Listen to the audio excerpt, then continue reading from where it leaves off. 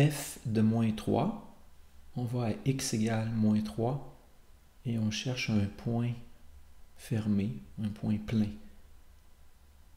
Ici, f de moins 3, c'est moins 4. F de moins 1 à moins 1, la fonction est définie, elle vaut 1.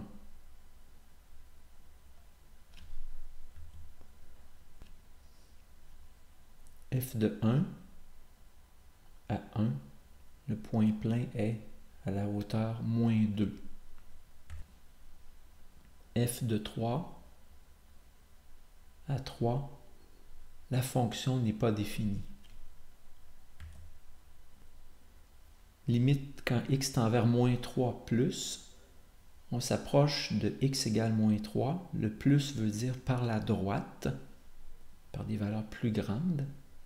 Moins 3, on s'approche ici par la droite. Quand on s'approche par la droite, on voit que la fonction s'approche de la valeur 7.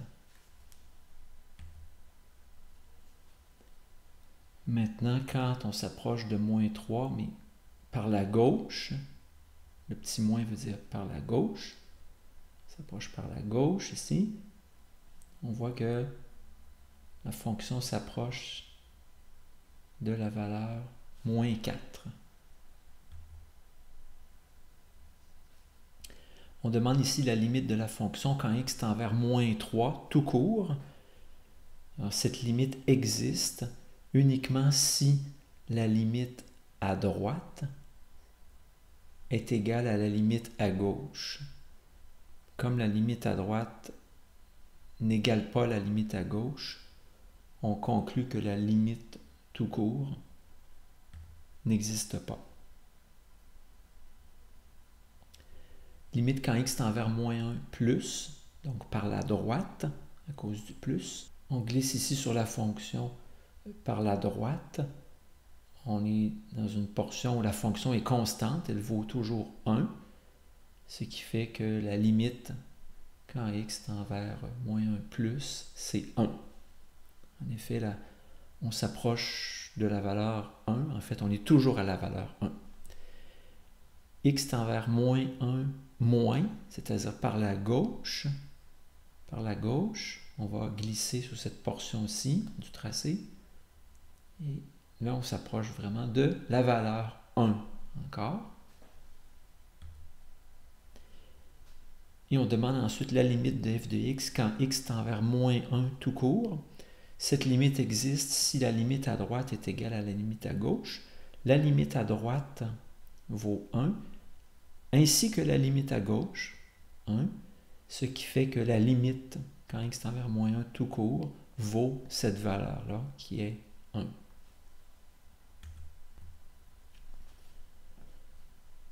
On cherche la limite de la fonction quand x tend vers 1. Allons à x égale 1.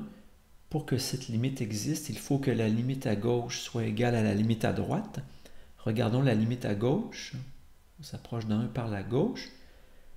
La fonction s'approche de la valeur 1. En fait, elle vaut toujours 1. Quand on s'approche de x égale 1 sans l'atteindre. Et ici, maintenant, on s'approche par la droite de la valeur x égale 1 sans atteindre cette valeur 1. On glisse sur la courbe ici. Et la fonction s'approche de la valeur moins 1. La limite à gauche donne 1, la limite à droite donne moins 1. Ces deux valeurs sont différentes. On conclut que la limite quand x tend vers 1 tout court n'existe pas. X tend vers 3 plus. 3 plus c'est par la droite. On glisse sur la courbe en s'approchant de x égale 3 par la droite. Et la fonction prend des valeurs de plus en plus grandes. On dit que la limite est infinie. Et cette limite, si elle est infinie, on conclut qu'à x égale 3, on a une asymptote verticale. L'équation de cette asymptote, c'est x égale 3. Pour signifier que la droite qui est en pointillé ici, elle est telle que elle est formée de points dont les x sont toujours égal à 3. Limite quand x tend vers 3 moins, on s'approche de x égale 3 par la gauche, on glisse sur la courbe ici, on voit que les valeurs prennent, la fonction prend des valeurs de plus en plus petites, ou en fait de plus en plus grandes négatives. Donc cette limite est moins l'infini. Par cette limite-là, on peut conclure aussi qu'on a une asymptote verticale, mais on l'avait déjà conclu avec la limite calculée au numéro 12. Donc il suffit qu'une de ces deux limites-là donne de l'infini pour qu'on puisse conclure qu'on a une asymptote verticale. Bien sûr, en ayant déjà le graphe, on voit tout de suite qu'on a une asymptote verticale, mais le but de l'exercice au numéro 12 et 13, c'est de dire que quand on a une limite qui donne infini ou moins l'infini, on peut conclure qu'on a une asymptote verticale quand x tend vers un certain nombre.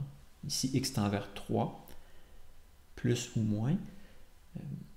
Alors, on a une asymptote verticale à x égale 3. En 14, limite quand x tend vers 3 de f de x, puisque la limite à droite donne infini et la limite à gauche donne moins l'infini, ces deux limites sont différentes, on conclut que la limite quand x tend vers 3 tout court n'existe pas. Limite quand x tend vers moins 6 plus, donc par la droite, moins 6 par la droite, comme ceci, on glisse sur ce segment et la fonction s'approche de la valeur moins 5. La limite est moins 5. Limite quand x tend vers moins 6 moins, on s'approche par la gauche. Par la gauche, la fonction n'est pas définie. Ce qui fait que, en fait, on ne peut pas s'approcher par la gauche. Alors, la limite n'existe pas. La limite de f de x quand x tend vers moins 6 tout court, comme la limite à droite est différente de la limite à gauche, on conclut que la limite tout court n'existe pas. X tend vers moins 2 par la droite. Moins 2 par la droite, ici. On glisse comme ceci. La fonction s'approche de la valeur 4. Limite quand x tend vers moins 2 moins par la gauche, comme ceci. On glisse sur cette portion du graphe et la fonction s'approche de la valeur 4 sans jamais l'atteindre. La limite est 4.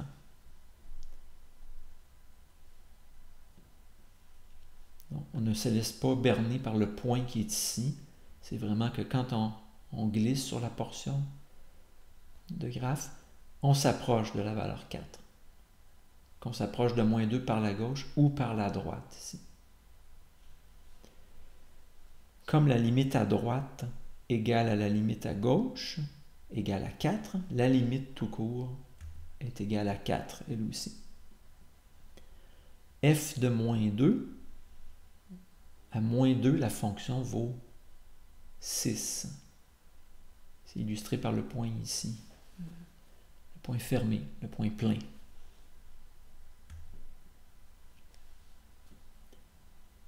Et la limite de f de x, quand x tend vers l'infini, c'est-à-dire x prend des valeurs de plus en plus grandes et positives, on se met à glisser sur cette portion du graphe et la courbe s'approche de l'axe des x.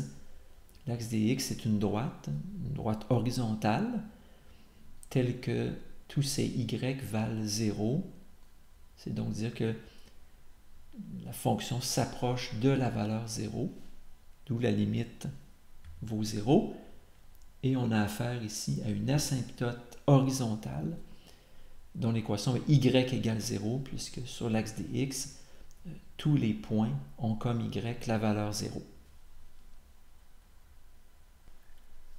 Lorsqu'on a la limite d'une fonction, quand x tend vers l'infini, ou bien donc x tend vers moins l'infini, et qu'on obtient comme réponse un nombre bien précis, alors ce nombre-là indique on a une asymptote horizontale. Et l'équation de l'asymptote, c'est toujours y égale ce nombre obtenu.